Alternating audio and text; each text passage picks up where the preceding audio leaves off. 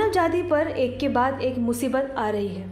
पूरी दुनिया जहां अतिशय ताकत कोरोना वायरस से लड़ रही है, वहीं तेज तूफानों ने भी लोगों को डरा रखा है। अब एक और नए संकट का अलार्म बज गया है। ग्लोबल वार्मिंग से जहां अंटार्कटिका की बर्फ तेज रफ्तार से गर्म हो रही है, उसकी वजह से बर्फ के विशालकाय आइसबर्ग पिघले जा रहे हैं। ऐसे में एक हिमखंड यानी आइसबर्ग अंटार्कटिका में ग्लेशियरों के पीछे हटने से टूट गया है। सैटेलाइट से ली गई तस्वीरों के मुताबिक ये दुनिया का सबसे बड़ा हिमखंड है, जिसका आकार स्पेनिश द्वीप मालोर्का के बराबर बताया जा रहा है। दुनिया का सबसे बड़ा आइसबर्ग। यूरोपीय स्पेस एजेंसी ने कहा कि आइसबर्ग A76 अंटार्कटिका में रोने आइस शेल्फ के पश्चिमी हिस्से से टूटकर निकल गया है और अब वेडल सागर पर तैर रहा है। यह लगभग 170 किलोमीटर यानी 105 मील लंबा और 25 किलोमीटर यानी 15 मील चौड़ा है, जो ये न्यूयॉर्क के लॉन्ग आइलैंड से बड़ा है और प्यूर्टो रिको के आकार से आधा भी है। वहीं इस पर वैज्ञानिकों का मानना है कि A76 जलवायु परिवर्तन के कारण नहीं बल्कि प्राकृतिक वजहों से टूटा है। तेजी से गर्म हो रही है बर्फ की चादर। National snow and ice data centre के अनुसार इस आइसबर्ग से अलग होने से समुद्र के जलस्तर में इजाफा नहीं होगा, लेकिन अप्रत्यक्ष रूप से जलस्तर बढ़ सकता है।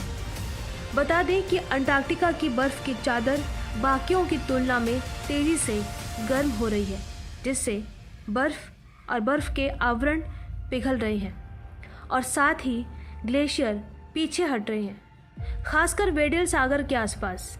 जैसे ही ग्लेशियर पीछे हटते हैं, बर्फ के टुकड़े टूट जाते हैं और तब तक तैरते रहते हैं जब तक कि वे अलग नहीं हो जाते या फिर ज़मीन से टकरा नहीं जाते। आइसबर्ग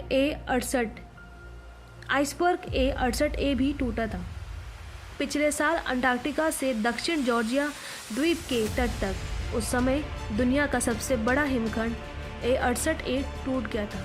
उस दौरान वैज्ञानिकों को डर था कि आइसबर्ग एक ऐसे द्वीप से टकराएगा जो समुद्री शेरों और पेंगुइन के लिए प्रजनन स्थल है, लेकिन इसके बजाय ये विभाजित हो गया है और टुकड़ों में टूट गया था।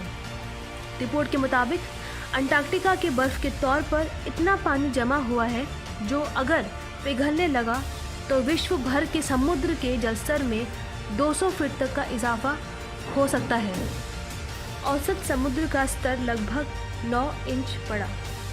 इस महीने की शुरुआत में नेचर में पब्लिश एक स्टडी रिपोर्ट के अनुसार 1880 के बाद से औसत समुद्र का स्तर लगभग 9 इंच बढ़ गया है और उस वृद्धि का लगभग 1/4 हिस्सा ग्रीनलैंड और अंटार्कटिका की बर्फ की चादरों के साथ साथ भूमि आधारित ग्लेशियरों का पिघलना है।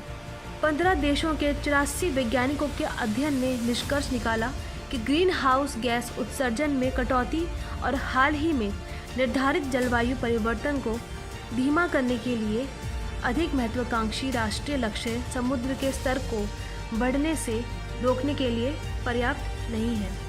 अगर आपको हमारा वीडियो पसंद आए तो प्लीज़ इसे लाइक कीजिएगा और देखते रहिए साइंस मैनिक।